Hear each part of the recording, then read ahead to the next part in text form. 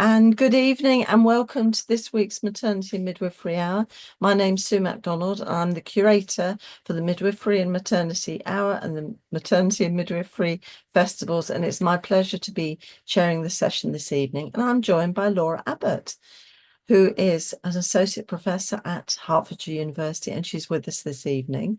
And because we always do this to our guests, we always ask them to share a moment of the week. And I think Laura might be very saucy and be sharing two moments, but we'll let her on this occasion. So welcome, Laura. Thank you so much for coming. Lovely. Thank you so much, Sue. It's great to be here this evening. Yeah, I'm being really cheeky. I'm going to have two moments because I had a special, an extra one today. So last week we launched in the British Library our Lost Mothers Project findings. So we launched the report, and we had our partners' birth companions join us and our amazing lived experience team, and also Clean Break Theatre Company, and it was an incredible event. And today, a second moment has happened where I have learned that we will be taking the Lost Mothers Project into Westminster, and the play will be performed to ministers and politicians, and hoping to reach an even wider audience. So we're particularly happy about that one. So I've taken two moments. I hope that's okay. I think that's brilliant, and congratulations. That is fantastic. And I think today I was thinking about this morning because there's been a lot in the news about the criminal justice workings, and I know there's talking about there's not enough prisons, but also this poor man who was put in prison wrongly being freed, and it brought the discussion very clearly to us all. And I think this is a really positive aspect to be looking at this evening. I'm really thrilled that you're with us, Laura. So thank you again in advance. Now I'll just do the usual thing. I know we've got many of you are regular or audience, so welcome. Even though you're regular, it's lovely to have you with us. But also there'll be some new people with us. And I'd just like to tell you where we came from, i.e. the Maternity and Midwifery Hour, which was, we started this right at the beginning of the first COVID-19 lockdown in March 2020, 5 years ago. We're still going. But this was a way of really connecting with midwives, student midwives, people within the maternity services, basically. So we did have some mums. We have got some mums. We've got some doulas and some maternity care support workers, and obviously students and midwives. And the great thing is that it's a really concentrated little chunk in the middle of the week. And when we started, it was really important. We did a lot about COVID. We don't do as much on COVID now, though maybe we should revisit for a while. But what we're looking at is things that concern midwives and midwifery. Hence, Laura joining us this evening. The other thing I need to say is everything is recorded. So if you come to anything with the Maternity and Midwifery Forum, it's recorded and you won't miss a thing. And I always say this at the beginning of the festivals, because whenever I'm going to a festival or a conference, I want to go to everything. And it's really hard to go to everything when you're given a choice out of 3 or 4 things. But we record everything, and then you get this lovely little box set if you've registered, and then you can dip in to your heart's content. Also, everything's kept by Matflix, and you'll see on your resources sheet, there's a link there to go and have a look at Matflix. You can get a subscription. It's a pretty good value. Price of a cup of coffee, I understand. And the only thing is I give you a health warning, because once you start going in and looking at some of the back catalogue and some of the clips and videos that we have there, it's a little bit addictive, but it is a fantastic resource if you're doing any project, dissertation work, if you're doing revalidation work as well, because it's a really easy way of finding a lot of information really up to date and high quality. So I'm recommending it to you all. Okay, the other thing, I'm going on to a little news flash. I'm trying to keep to time here. Big thing this week has been, it's kind of in the news, but not. A bit about the crisis for student midwives who are qualifying and not finding it very easy to get jobs. It seems, and we all know as midwives, we haven't got enough midwives on the floor, have we? But there don't seem to be enough jobs to go around for these newly qualified midwives. And what we know as midwives is if you don't practice immediately you qualify, you sometimes lose the confidence to actually ever practice. So it's a really important thing to make sure that you can get a job as soon as you qualify as a midwife. Now, there is a petition that's been started. And again, that link is on your resources. And do go in, have a look at what's been written and sign up. You can be anonymous if you wish or not. But it's the more signatures we get, the more powerful it can be to really raise this as a really good issue for politicians, for the media, and for all of those people, and get it really on the agenda. So that's one thing. The other thing is that this week is Black Baby Loss Awareness Week. It's underway. This has been led by Alicia Burnett, who many of you will know. She's been on the Maternity House several times, wonderful midwife. And she's got a whole lot of range of activities, including sessions on Black men and baby loss, self-care after baby loss, and an annual walk and talk event. I love this idea of the walk and talk event. It's in London, so you might be free for that. So check out Alicia's Instagram. And it always reminds me to get to understand Instagram. I'm not very good with it, but I know she's got a very good Instagram account. So just check in there. That's on resources.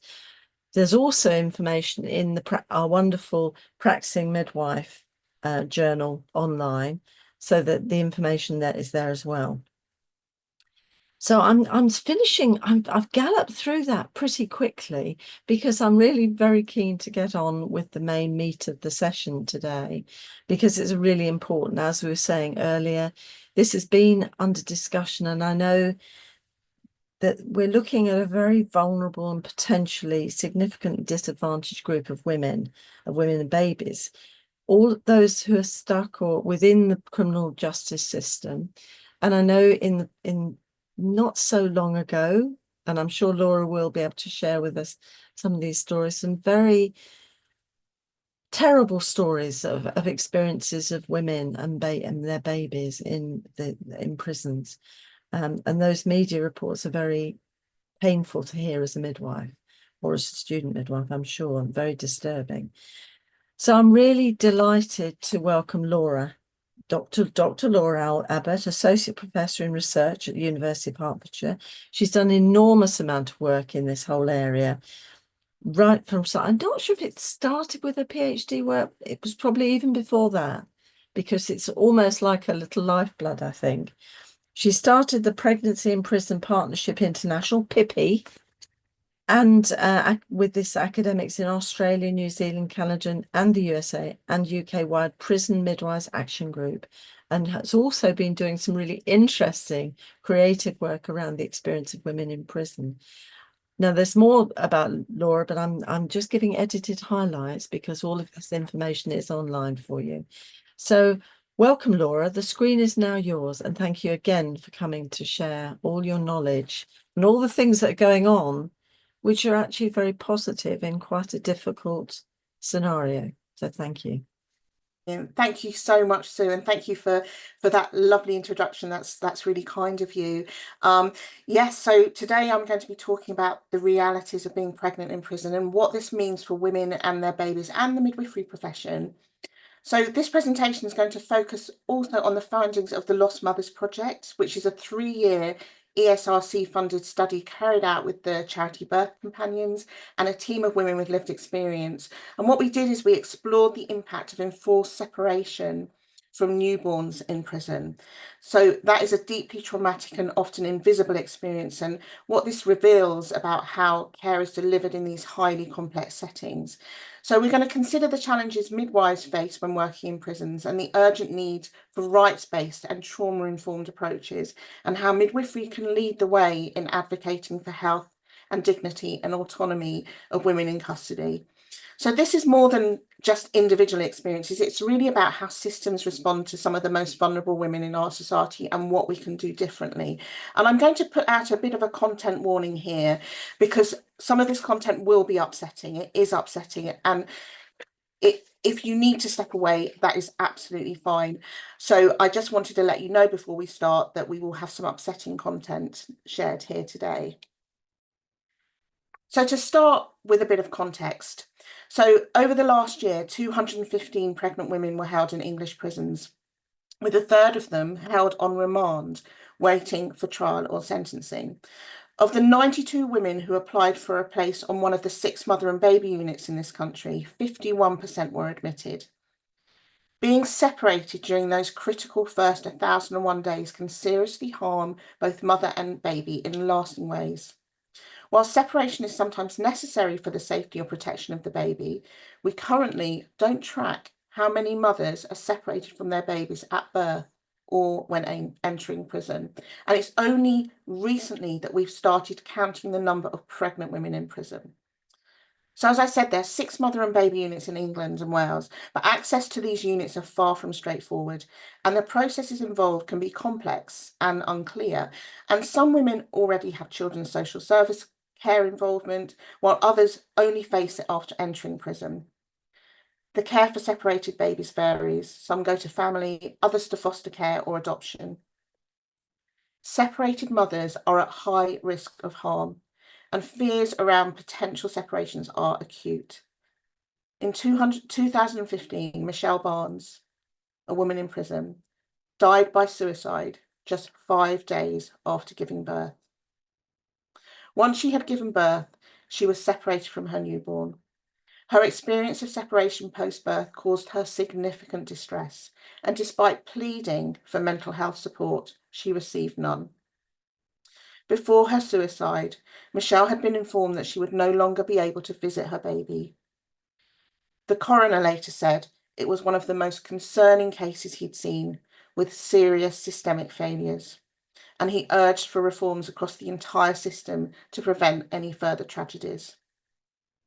However, the tragic death of newborn baby Aisha Cleary in her mother, 18-year-old Rihanna's prison cell in 2019 emphasised that little had changed. The Ombudsman report acknowledgement of the severe toll the anticipated removal of her baby had on Rihanna's mental and physical well-being exposed significant failures in the support provided by prison, social care and healthcare services. So the Lost Mothers Project is a collaboration between the University of Hertfordshire, the charity Birth Companions, as I mentioned earlier, and women with personal experience of pregnancy, motherhood and separation in prison. Our goal was to understand the experiences of mothers separated from their babies, hear from the staff who support them, identify gaps in care and highlight the need for change. Gathering these first-hand accounts is critically important because without this kind of research evidence, the challenges faced by mothers and babies remain invisible. Before I talk about the Lost Mothers Project, I'm going to talk a little bit about my doctorate research that Sue kindly mentioned, just to give you a little bit of background of where I was coming from before I started undertaking the Lost Mothers research. So for my doctorate, I started that in 2012. And I undertook an ethnography. So I ended up spending around 10 months in prison, not consecutively, but 10 months visiting 3 different prisons. And I spoke to 28 women and 10 staff members over that 10 months. So what I found was significant challenges faced by pregnant women and new mothers within the criminal justice system. And understandably, when we think about prison, we don't tend to think about women. Women make up 4% of the prison population overall. So the system really isn't designed with the needs of pregnant women and new mothers in mind. And it creates what can be described, and what I described in my research, as institutional thoughtlessness. And that builds on another researcher's work looking at elderly in prison, another group of people that we don't really think about when we're designing a prison system. So this lack of understanding can lead to really severe emotional and physical harm. So women in prison, what I found is they experience intense shame.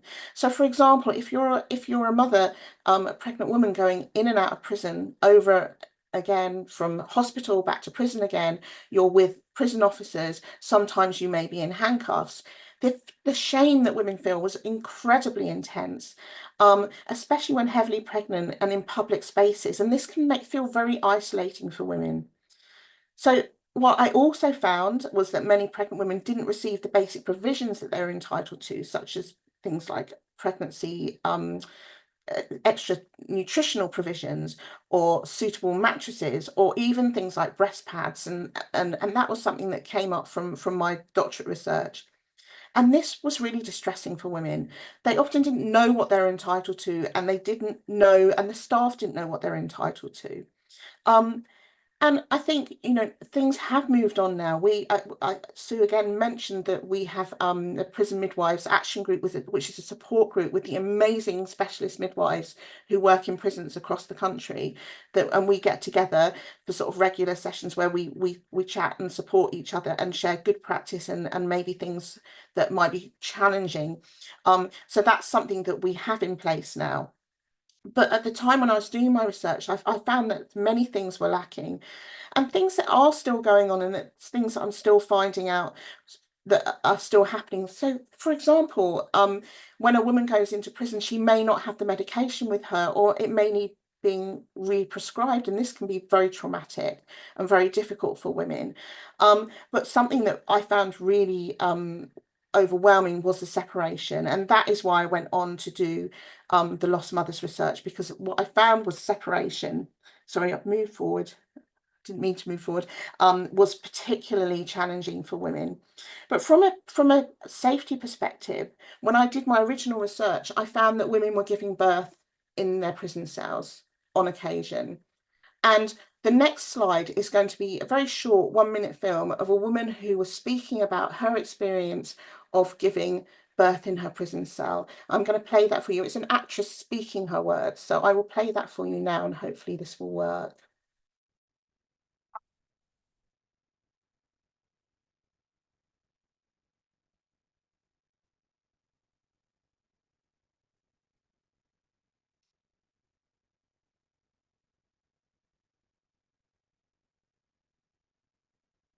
It's just Braxton Hicks and I'm in for a really, really long night.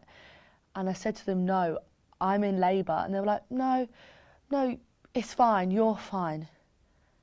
When they came back, absolute panic. Oh my God. They got me on the bed. We need an ambulance. We need to get her to the hospital. And I said, I don't have time to get to the hospital. I told you I was in labour. So I laid there on my bed in my cell with a male nurse, and then out popped my baby. It was so upsetting. I was so distressed. I had nothing for him, no clothes, no nappies, no wipes, no, because I was still in the main jail and they didn't let you have baby stuff in there. So when it came to transporting me and the baby to the hospital, I had to wrap him up in some of my clothes, completely naked under my nightie, because I had nothing for him. When I got to the hospital, we had nothing. So it was a particularly distressing story from the woman that I named Layla in my research. And what I also found was speaking to members of staff, the majority of staff had either heard stories of births in cells or they had experienced it themselves. And what they were saying at the time is they hadn't had any training, they didn't know what to do, there wasn't midwifery care at night time. But what was particularly alarming in Layla's case, which is not her real name, I reiterate, is the fact that she was a multip. She was 36 weeks pregnant and her baby was lying in breech position. So all the red flags and alarm bells for us as midwives, and what was overwhelming for her was that she felt she wasn't listened to and she wasn't heard. At the time when I was doing my research, we didn't have plans in place for births in cells, but what we have now and what I found, with our specialist prison midwives, they have birth packs and birth, training. They do training with staff now. However, we would still say that, as we know, birth can be unpredictable. We don't have midwives in prison at night. So I wanted to bring that to you tonight, to share that with you as part of my doctorate research. But what I've done moving forward is built on that work with the Lost Mothers Project. And I'm going to focus mainly on what we did with the Lost Mothers Project this evening, but that gives you a little bit of background of why this work and this research is so important. So we, for our Lost Mothers project, we carried out interviews and observations to really understand what it's like. Oh, sorry, we're skipping forward, and I don't mean to be. For the staff who work with them. So we visited 5 prisons, speaking to 74 people in total, and that included 29 women who had been separated from their babies. We spoke to midwives and social workers and healthcare staff and prison officers. So we spoke directly with women facing separation, and we observed decision-making meetings about whether babies could stay with their mums. And we made sure to really capture the personal and professional challenges involved. The study, it was ethically approved, and we really took great care to work in a trauma-informed way. And we all had training in trauma-informed interview techniques, and we made sure that it was as sort of sensitive and trauma-informed as possible. So a key part of the project was working really closely with a team of women who have lived experience of the prison system themselves, and they helped design and analyse the research. They have been with us through the whole project and have been absolutely incredible, from helping us to design our logo for the project, thinking about the title of the project. They are embedded in the Lost Mothers project completely. So the women that we did speak to gave informed consent to take part, and they were really clear that they wanted their experiences to be shared, especially with decision makers. That's why we're particularly happy that we're going to be going up to Westminster.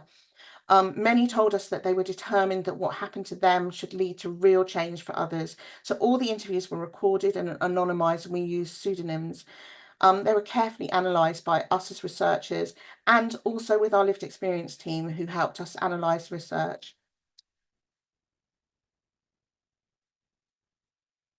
So here you'll hear from one of our lived experience team members about what it means to be part of the project and what it means to be part of Birth Companions as well. So if you haven't found Birth Companions yet, I really do urge you to go and look up the amazing work that they do. So we'll just hear from one of the members of our team.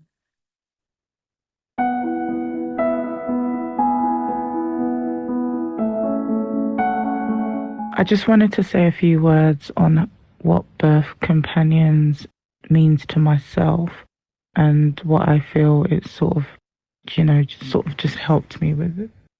So for myself, I've often sort of thought about Birth Companions as like my form of therapy. In hindsight, that might sound quite weird. However, just to give you some context, for me, raising or looking after my daughter whilst in prison on an MBE unit, I think when everything was happening, I just was focusing on just getting through the time. And in reality, I didn't really focus on what it was doing to me, how it was making me feel. I literally just focused on my daughter and just trying to get through these difficult times. And so moving forward, coming out and having the opportunity to be a part of a lived experience team without knowing, it sort of allows you to actually go through the deep rooted feelings that maybe you compressed at the time. So I think for me, 100%, Birth Companions has allowed me to express, the feelings I probably bottled up all those times. And of course, being able to go through this so-called therapy that I call it, and in the midst of all of that, still being able to sort of help others. It's extremely a refreshing feeling. I think it's done a lot to my mental health. Like, it's contributed in a positive way. And so, yeah, I just feel like they are an organisation that work.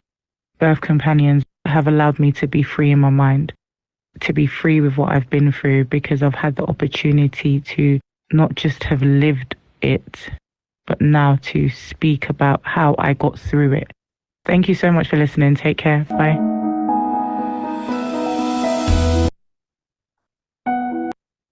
I think it's really important that we hear from our lived experience team, and they attended our launch last week and will be coming to Westminster with us as well. So it's just been incredible to work with this group of women, and when we talk about co-produced research, I think it's a real model of how it can work very, very well. So what I'd like to do now is to talk about our findings. So building on what the women shared with us that have been separated from their babies, we've organised our findings into 8 key themes, as you can see down the side here. If you're interested in seeing our full report, I know Sue shared the details, but I would urge you to read it, and to read it in full, and to see what women have told us. What became really clear is that separation from their babies causes profound emotional trauma for women in prison. Many women experience serious mental ill health, and they live in fear of permanently losing custody and struggle to hold on to their sense of themselves as mothers. I'm just making sure that we get the right quote here. Okay, you can see Charlie's quote here. Again, they're all pseudonyms. So Charlie's, what she's describing here is the pain. So the grief and loss that mothers feel when they're separated from their babies in prison is incredibly deep. Many describe the pain as overwhelming. It can swing from anger to sadness to a sense of hopelessness. It can make even simple daily tasks feel impossible. Some women have said the loss feels like losing a limb or their sight. It's a permanent absence that changes who they are. The pain was described by women as crushing, like having their heart ripped away, and worse than the pain of childbirth. A key issue is the invisibility of mental health needs. Women often hid how they were feeling because the pain was too great to express.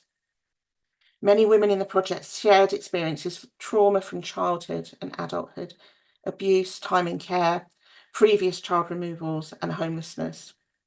The loss of a child in prison adds a severe psychological burden, yet mental health struggles often go unrecognised, leaving women feel like they might flip out, as Seema mentions here, or have a breakdown. For the women we spoke to, even the smallest interactions with their babies meant everything. The power of being a mother is often found in those small everyday moments, feeding, cuddling, or simply being close to your baby. These moments are deeply meaningful and help mothers hold on to their sense of identity.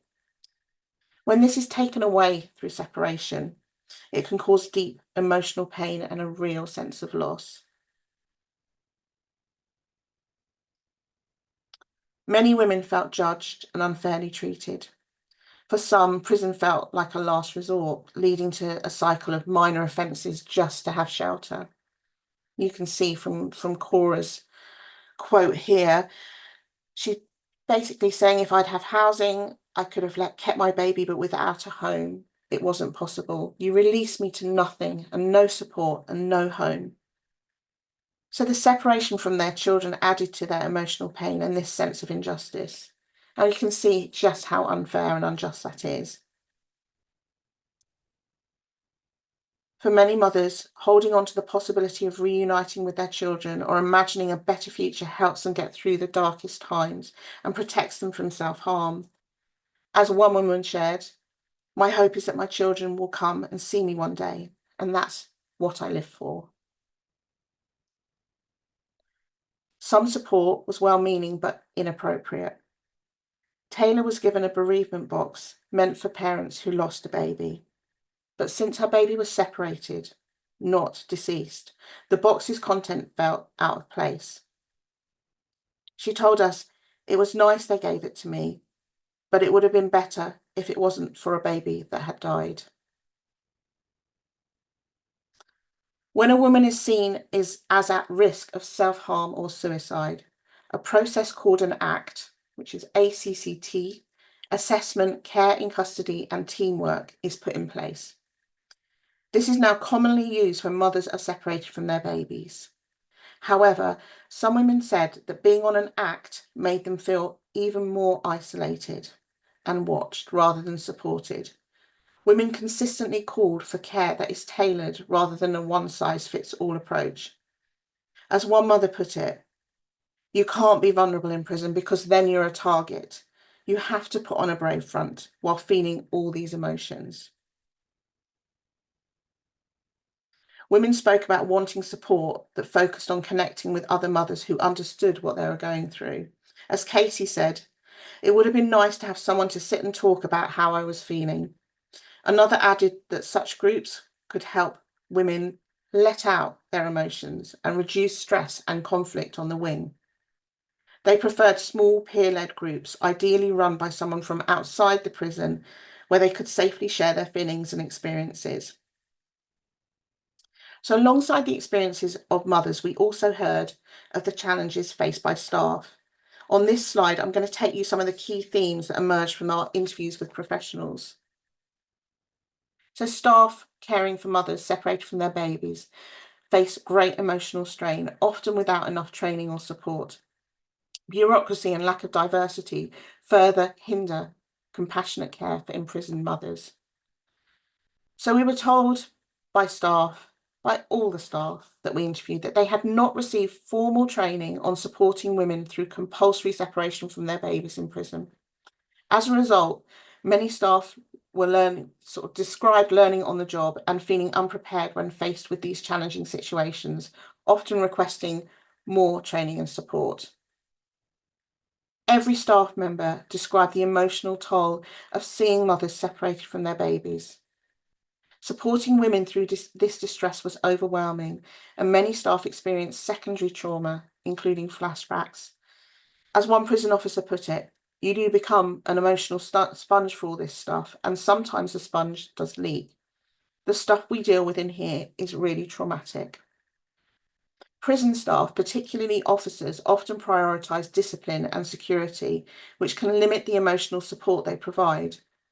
Key roles like the Pregnancy, Mother and Baby Liaison Officer, which is PMBLO, which is a fairly new role in the prison, is a crucial role for supporting pregnant women and mothers.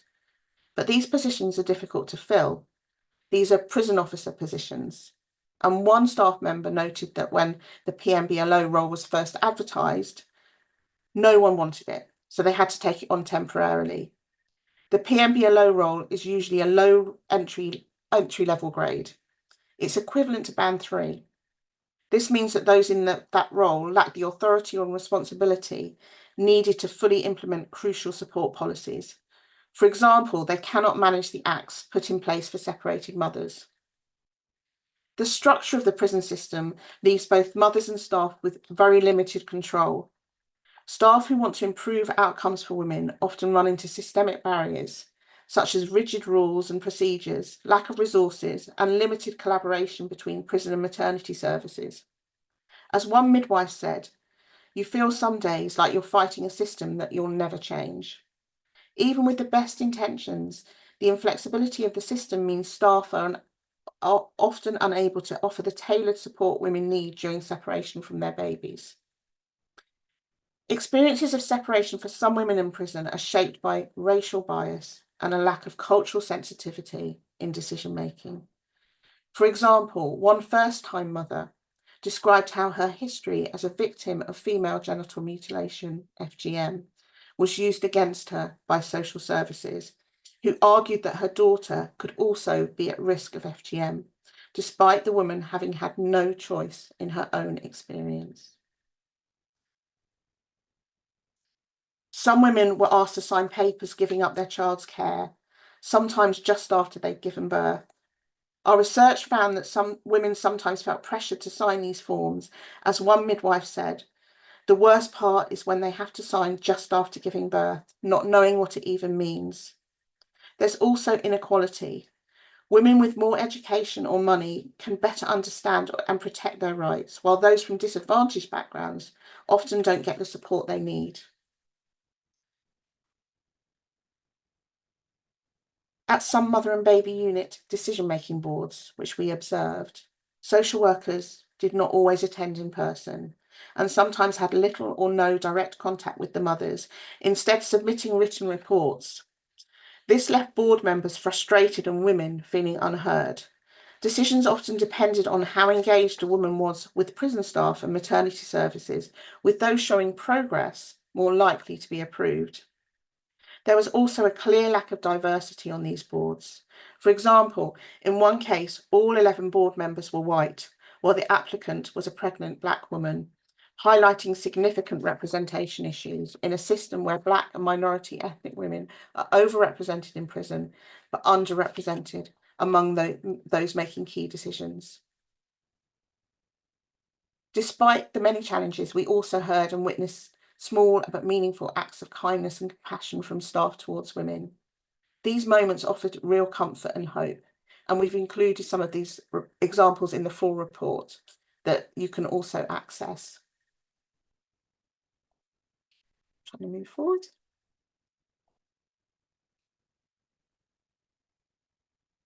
We've been engaging, and you may have seen media reports, and I know Sue mentioned media reports. So we've been engaging with media for many years now. One of the reasons we first started engaging with media was to really highlight the issues.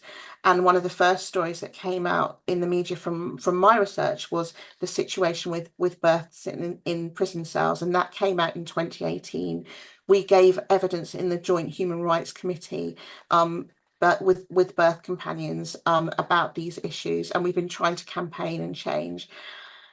It's been important to do this, to really highlight the issues, but also we've been involved in expert witness work and also campaigning with the campaign group Level Up to try and change the system and to find alternatives to incarceration for pregnant women. So another way that we've been trying to work is and to humanise the experiences of women is by engaging with art and theatre. And I think what you saw in some of the slides before, and you'll see in our reports that we will share with you, is artwork done by an amazing artist called Becky Ward, and she's brought our research to life and the experiences of women with lived experience to life as well. Beautiful artwork, and has many comments about that and how it's had an impact on people. But we also have been working with an incredible theatre company called Clean Break, who have been going for about 40 years now, and they were set up by two women with lived experience of being in prison, and their members are women who may have experienced the criminal justice system or who are at risk of entering it. So we have been working together with Clean Break, and a play has been written by an incredible playwright called Gurpreet Kaurbati, called Scenes from Lost Mothers. And if we can play the short video, it tells us a little bit about what we did and how we engaged with Clean Break. I think we need to play the video.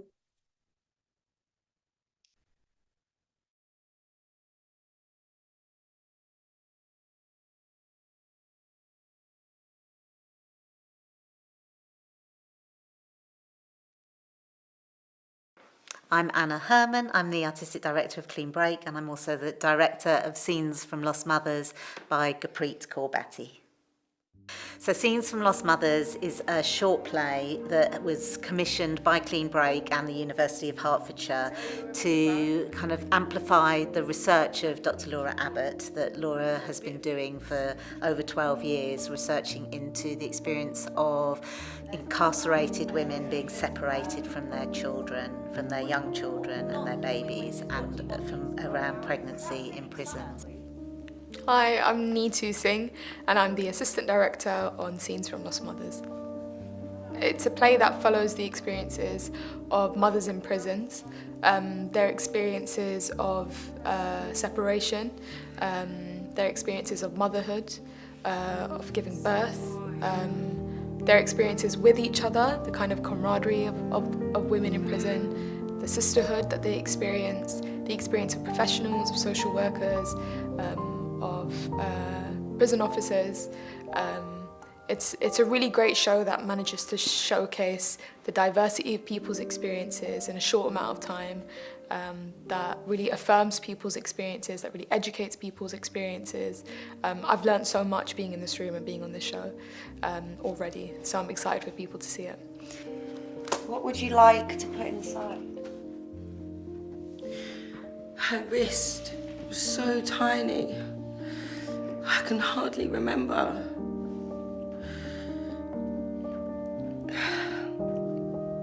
This was the first toy she touched.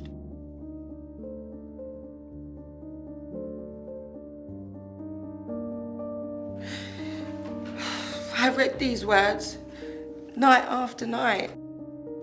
Dog, cat, bear. night after night.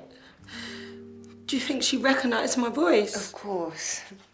She's been listening to you since she took her first breath.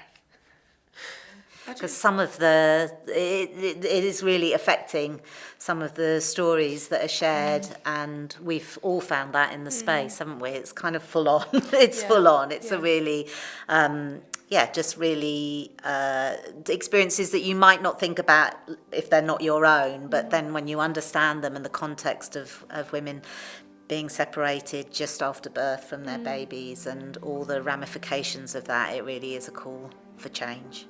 You're prepared to go on the record? My name? Yes. You said this was important. We're not allowed.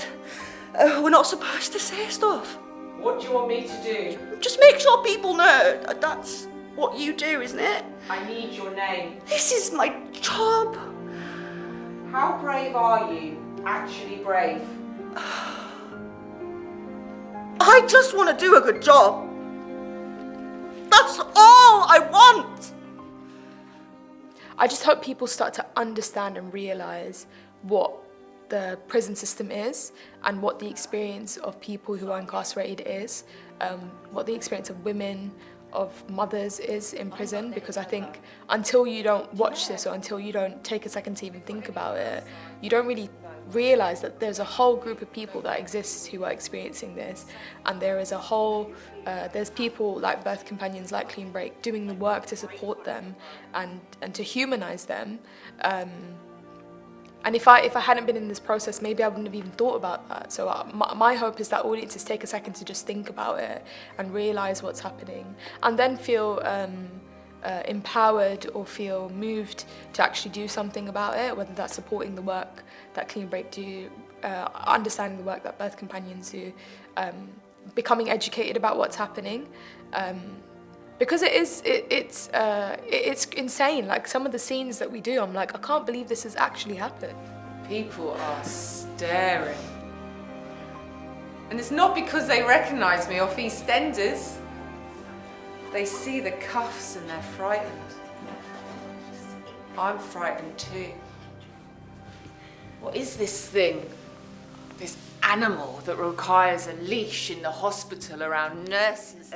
We tour the play with a workshop, and the workshop is a space to kind of open up the stories and open up the themes of the play and to consider them from all the different perspectives. We're not alienating staff, we're not demonising staff either, as staff are in their roles doing their jobs. It's just there's a dysfunction in it, and people are suffering as a consequence. Women and babies and children are suffering. We've had a great team, and we've got some beautiful creatives, so the sound and the set, and it's been a great experience. Yeah.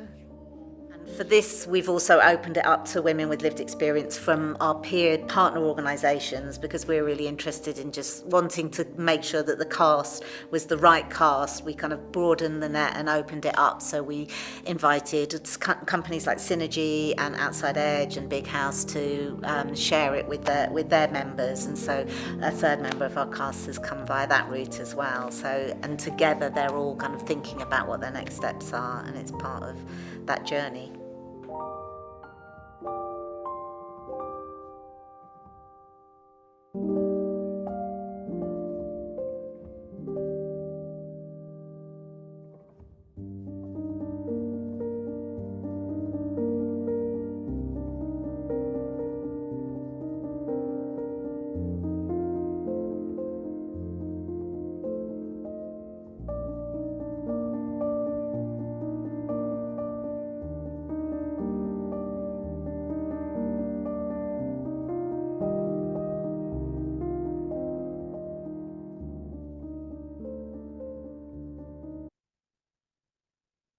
Thank you. I think it's really nice to have a bit of background to hear about our work with Clean Break. I'm going to play you a clip now from one of the scenes, from Scenes from Lost Mothers, and this was released on Mother's Day to sort of really highlight some of the issues. And this is something that came out strongly from my doctoral research, but also something that's been in the news fairly recently as well, about women maybe being handcuffed and how it feels for them. People are staring. Not because they recognise me off EastEnders. They see the cuffs and they're frightened. I'm frightened too. What is this thing? This animal I've been made that requires a leash in the hospital around nurses and doctors. Kittens and puppies get 6 weeks with their mummies. My baby will get 3 days. When I had the first scan, one of the zookeepers said I was in for a special treat. Long cuffs. I didn't think they were supposed to use them, but he got them out anyway. Long cuffs. He said I could still move but not get away, like when I went to the toilet. He was the first man to see my baby on the monitor. I wanted my partner, but they sent the wrong appointment time. Computer error. When I was in labour, I kept asking them to call him, but the zookeepers said they needed authorisation. I asked and I asked, I started shouting. In the end, the doctor rang him. He got stuck in traffic. I wanted to breastfeed, but the zookeeper was watching over me, so I asked for a bottle. Afterwards, I walk out the hospital with 3 zookeepers and no cub. No cub. I catch sight of us all in a mirror. It's a picture of a moving cage. It's weird. People are staring. They can't stop. I don't blame them.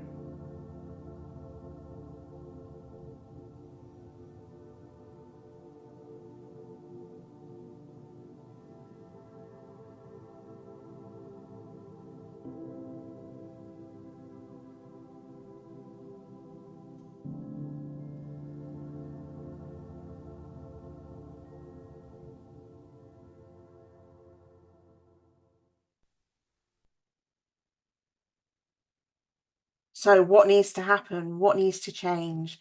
We know there are some changes, and there's definitely some changes from when I first started researching pregnancy in prison. We know that we have specialist midwives in our prisons now, and they have protected time, the majority of them, but we need to make sure that we keep their protected time, no matter what happens in the future with pregnant women in prison. And I know the campaign is to have alternatives to custody, but we still need to ensure that we have these specialist midwives in our prisons, because the complex and difficult, challenging situations that we find ourselves in when caring for women that are coming into our justice system. But what we really want is an end to imprisonment, if we can, for all women during the first 1,001 days, in all but the most exceptional circumstances. And this may sound ambitious, but there are alternatives in place. And when we think about the fact that the majority of women in prison are there for either non-violent crimes, low-level crimes, or a third of them being on remand, this isn't overly ambitious. I think it can be done, and we are very hopeful that this can be done. There have been positive indications from the Secretary of State for Justice and the Prisons Minister, and a Women's Justice Board has been created. And some changes to sentencing guidelines have been implemented. We're having a lot of problems with this at the moment, but we are campaigning really strongly on this. It shows promise for reducing the overall numbers of pregnant women and mothers of babies entering prison. But also we need to look out for what's going to come out of the independent sentencing review. So this also has potential to support the work that we've been doing. you know, the changes are subject to political pressure and they're not certain, and that's the problem. We can see with the recent row over sentencing guidelines, and there's a lot in the news at the moment. I'm sure we can't, there's nearly something nearly every day. And today there's been talk about pre-sentence reports, which are crucial when it comes to pregnant women and whether they're sentenced to imprisonment. And this has resulted in pausing measures that would have really ensured that sentences really fully consider the risks that custodial sentences pose for mums and their babies. So we know that these reforms will take time, and many past commitments to improve the justice system for women have failed to translate into reality. But we are really hopeful. And we're not going to give up. We're working very hard together. There's a massive collective, and it's great that you've joined us as well. So you can come along. Those that want to join us, come on board and campaign with us, and for the work that we're doing. So the focus is not just about preventing the imprisonment of pregnant women and mothers of babies, but ensuring that we meet women and babies' needs, and they're embedded in every point of contact that a woman has with the criminal justice system. And where possible, we can prevent criminalisation in the first place. And you'll read from the report, you'll see the backgrounds of some of the women. The thread that comes through is the difficult and challenging circumstances of a life that many women have come from a background of trauma, but also domestic violence, homelessness, poverty. There's so many things that we need to work on to prevent that criminalisation in the first place. So I know that this is sort of a bit of a whistle-stop tour through the experiences of pregnant women and the Lost Mothers Project. But I would urge you to find out more and to read our report.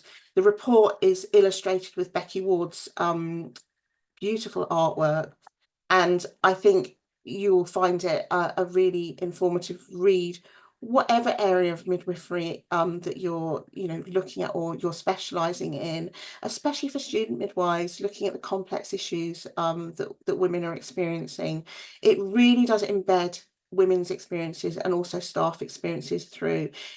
With qualitative research, we can really make a difference, I believe. So I'd like to end, because I know there probably be some questions. I'd like to end now, so to say thank you, a really special thank you to the mothers who participated in the research.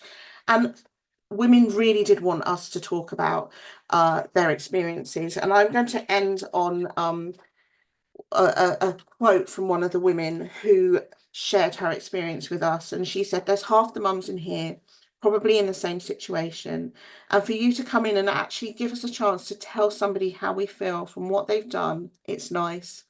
It's nice to know that someone is actually trying to do something about it. That is nice, knowing somebody's actually going to try and help the people that need the help."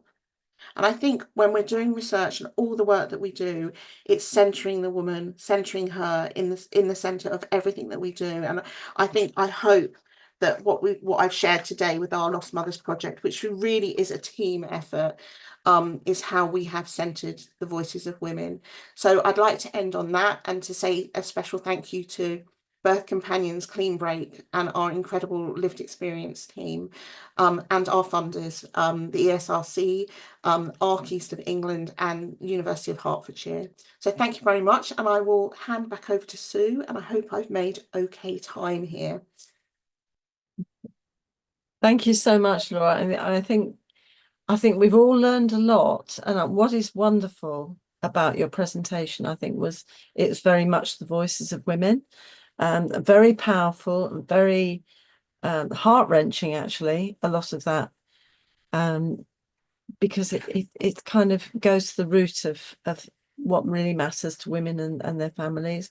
And you can't help thinking that the effect on mothers and babies, both short-term and long-term, is going to be, it's probably more expensive than giving them a better kind of better strategy for dealing with why they're in prison in the first place. And we know that women are more likely to be imprisoned than men for smaller crimes, which does seem a bit unfair all the way around, doesn't it? Anyway, thank you for that. We do have a few questions. We've got Gemma Louise Kendall. Hi, Gemma. And Gemma says, does lost mothers cover other women who are separated from their babies, or is it just around prison? An example would be neonatal mothers experiencing separation. That is such a brilliant question. This particular research is focused purely on women involved with the criminal justice system. But I think, Gemma, what you're probably focusing on there as well as the loss, the general loss, the feelings of loss and that separation. And I think what we probably find is that common sensation, that common feeling of that, what I described when I first started talking about it, how women feel it's almost like a violent ripping away from them. I think what's particularly complex with the women that are separated in our research is many of it's not their choice. And I know it's a different circumstance when you are forced into a situation where your baby might be in a special care baby unit, but with the situation that we found women in, you know, it's often not their decision, not their choice, and that feels particularly difficult, that their babies feel that their baby's being sort of ripped away from their arms. But I think, you know, with any loss, and they call it ambiguous loss, and I think, you know, we think of bereavement, but with these sorts of different types of losses, I think it's really important that we have an awareness of how women might feel. So I think that's a brilliant question. So thank you. Well, we have a marvellous audience at all times, Laura.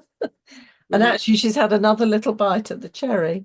Gemma, second question. What impact does separation have on a baby stroke child within the first 1001 days? And that is also a very good question. Brilliant question. I think we all know about sort of attached, you know, if any of us have looked at attachment theory and bonding, and you know, the women that I spoke to, some of them were breastfeeding their babies, so we don't know, because that's pre-verbal, but what we do know is how essential it is, that sort of you know, that those first 1001 days for, you know, infant development, for development of that future child, to have that close bonding with their mother.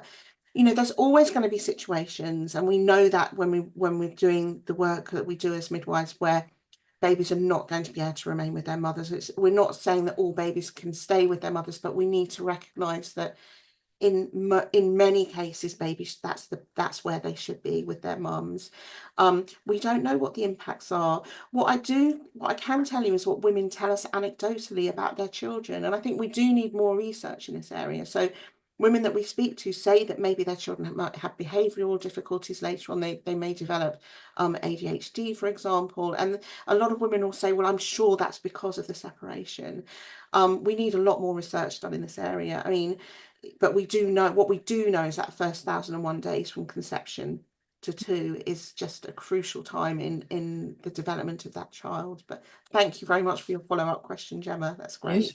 Beautifully put. Thank you, Laura. I mean, I think I found interesting when you gave a quote from the mum who said she's kind of hoping her child's going to find her in 19 years. And you think, my goodness, that's so little to be wanting, when you want the whole of that child, don't you?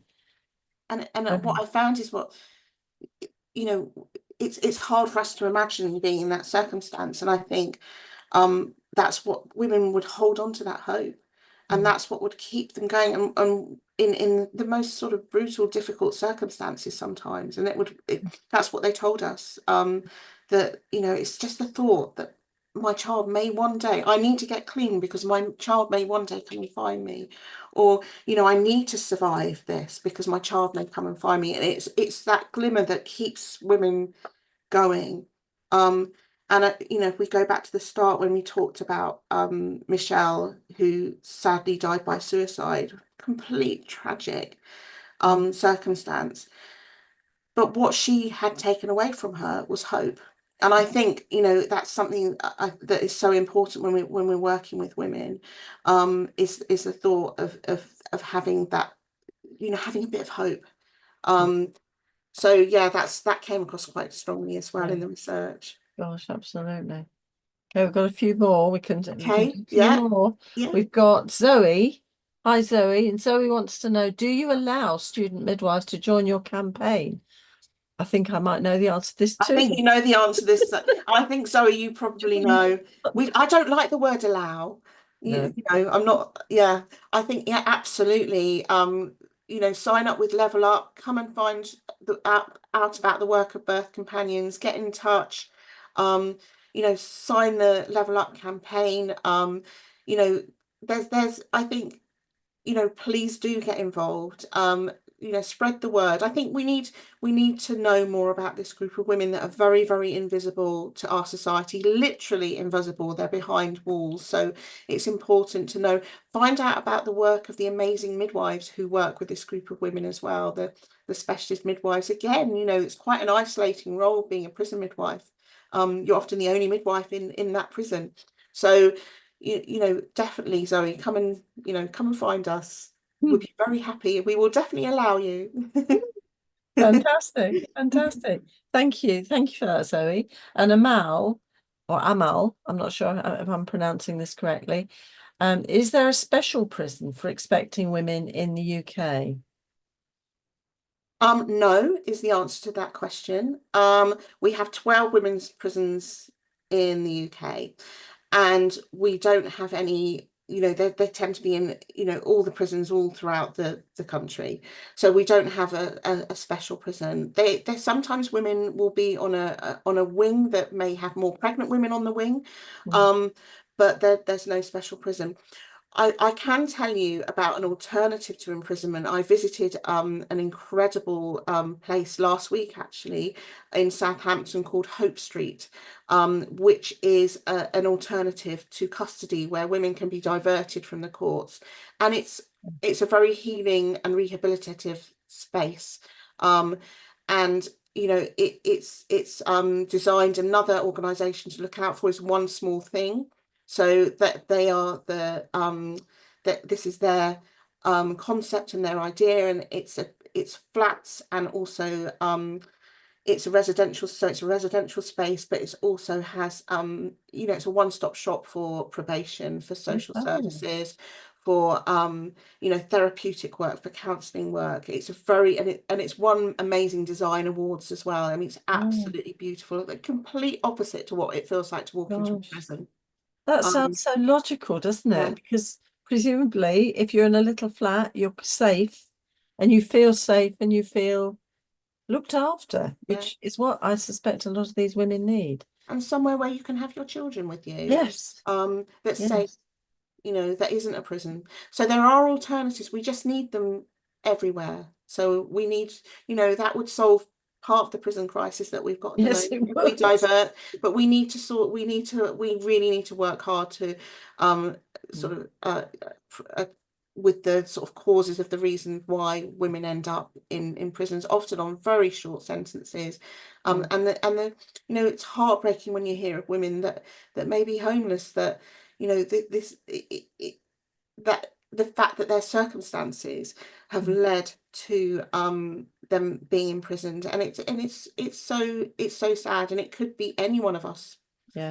Something that you find when you step inside prison and you work in this area, it could be any of us. I mean, women will often say, yeah, I made a mistake. Who hasn't made a mistake? So I think I think what we're doing here, especially with Clean Break, is we're humanising and we're centering women's voices. And I think the more that we humanise and centre women's voices, the more we'll understand and hopefully change and create empathy. We need the public on board as well. Absolutely. Yeah. Well, I mean, maybe this is the timings, right? You're going to Westminster and everything. Yeah. This is grand. No, I'm going to have, now we've got Benita Liardo Wilson, who says, how can student midwives get involved in the research campaign? In what ways can we spread awareness about this?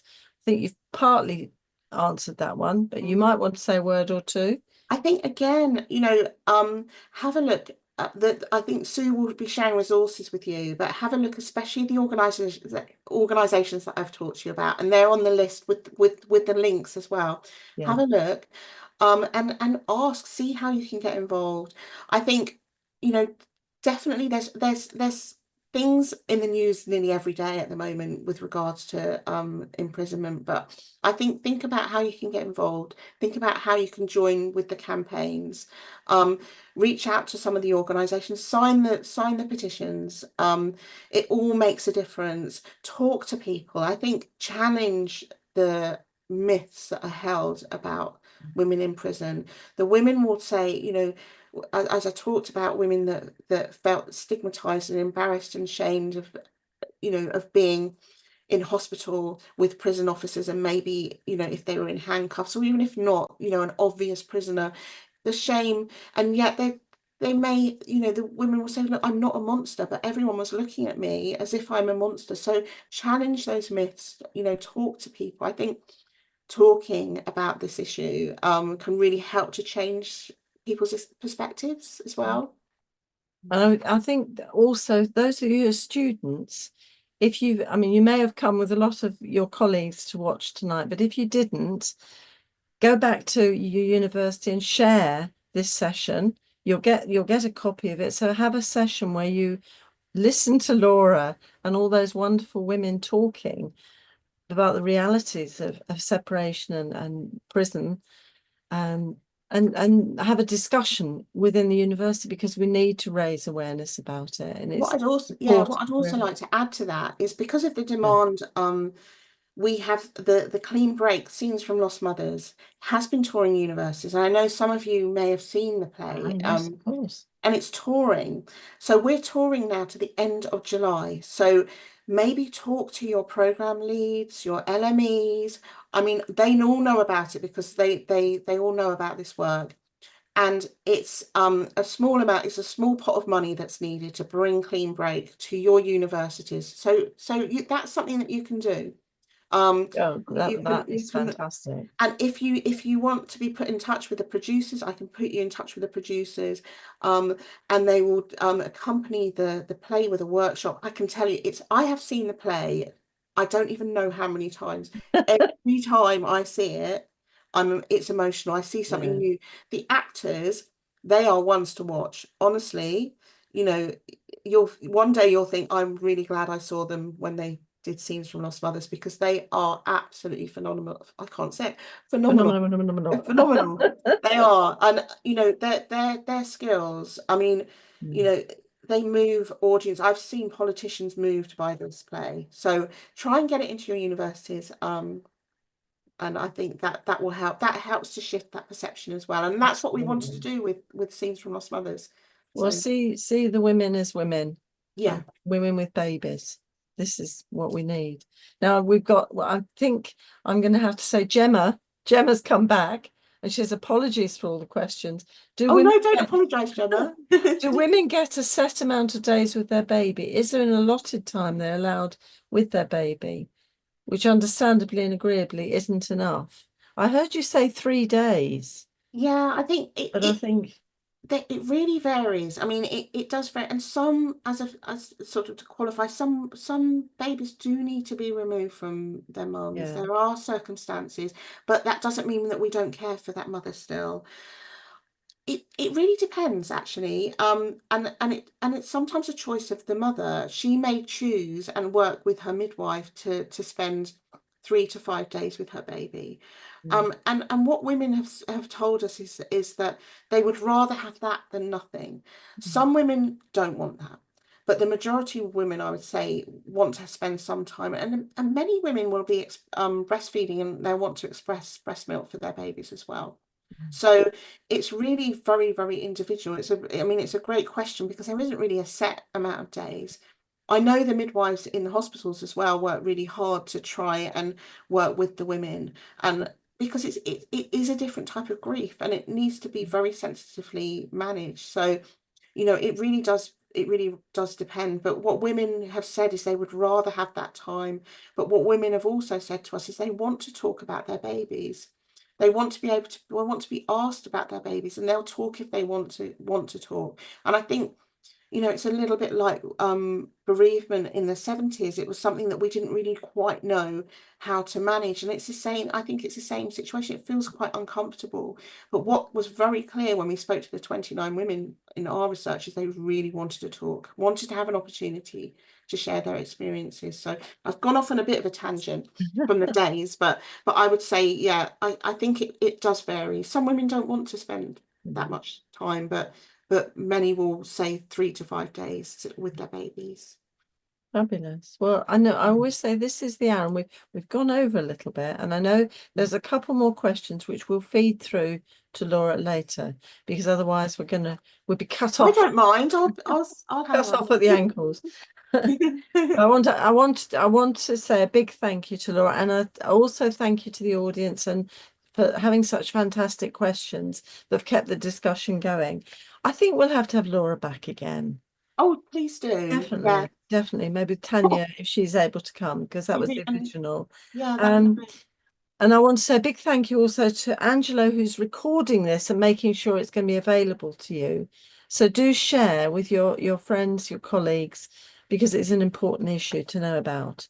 And of course, all those different links, there's a lot of links, but you don't have to read every single thing, but there'll be some that you can dip into and find really useful. And I think it's a bit like the Matflix that I said earlier. You'll find once you start reading them, especially when they're in the women's voices, it's very real.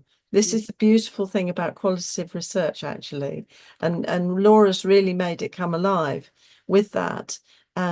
When it's the women's voices, it really hits you in your heart and you remember it. And this is what one of the wonderful things about this evening. So resources are going to be available. This is going to come out next Tuesday. It's going to come out at 6 o'clock in the morning on Friday morning, if you wish to listen to it on a podcast. So next week, we're looking, funnily enough, at the role of doulas within the UK maternity services with Sally Ann Beresford and Kate Woods from Doulas Without Borders. So it's supporting other women with additional needs and some of those disadvantaged women's. Now, I'm looking forward to seeing lots of you in I have to remember Nottingham next week for the festival on the 20th. We've got the wonderful Theo Clark speaking as one of our speakers, but we've got lots of fantastic speakers. Now, those of you who are thinking about a little break, maybe in July, we've got a festival coming up in Manchester on the 8th of July. So you could organise a mini break and come up to a lovely festival, and that would be lovely to see you then. So in the meantime, stay safe and well, and we'll see you same time, same place next week. Thank you again to Laura. We will have you back, definitely. Thank you, Sue. Thank you, everyone. And take care.